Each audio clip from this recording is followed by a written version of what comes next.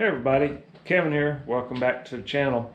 So back when my brother-in-law first gave us this ATV, the first thing I thought was, wow, I'm gonna be able to take and mount a camera to it and get some pretty cool video off riding this ATV. So back then, the camera I had is this little Canon camera. And this little camera, up until 6 months ago, this was our main camera for our YouTube channel. Started out with this camera. It's been the only camera we had for our YouTube channel. It's been really awesome, and I still carry it with us today because it's got an awesome zoom.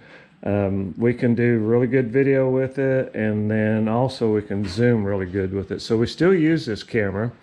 And back when I got the ATV, I thought, well, I'm gonna make a couple of mounts and I'll put the camera on the ATV.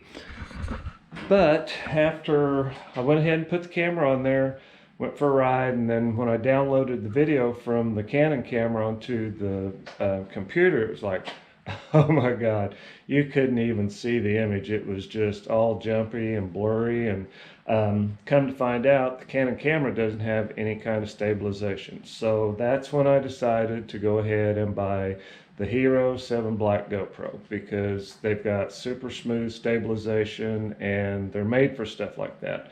The Canon camera, it wasn't made to mount on anything, but it's still one of our best cameras that we have for our nature trails and be able to zoom in on stuff.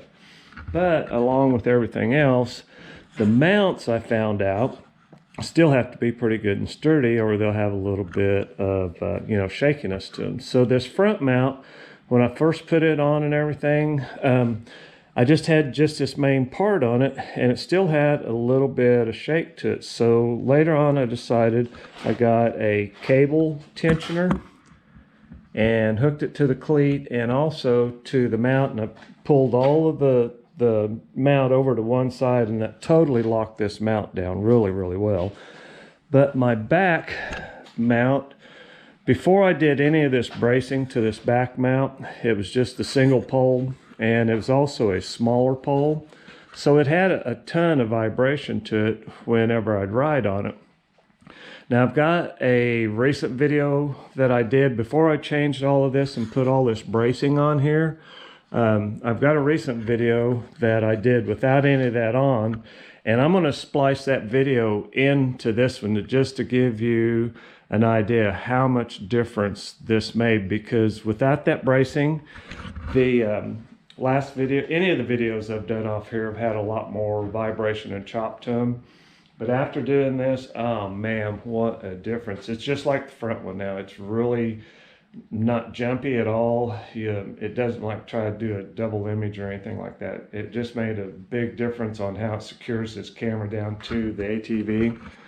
And I know it looks kind of a little bit pieced together and all of that, but hey, this is the stuff I had around in my shop and didn't have to spend any money on it. I already had these bolts and, the tubing and everything to make it a lot more sturdier than what it was. So here in a little bit, I'll go ahead and I'll mount the GoPro to that and give you an idea. Like I said, I'll put that other video ahead in between here, so you'll get an idea of what that looked like before the extra bracing was put on there. So it should turn out pretty good, and I think you'll get an idea how much it changed things. And also, anybody that comes across our videos on our channel, man, I really appreciate it if you subscribe, help this channel grow. It's still growing, it's doing really well, and I can't do it without you, the subscribers, and all the subscribers I got. I really appreciate it. So, just keep her going, and we'll just see how this channel keeps doing.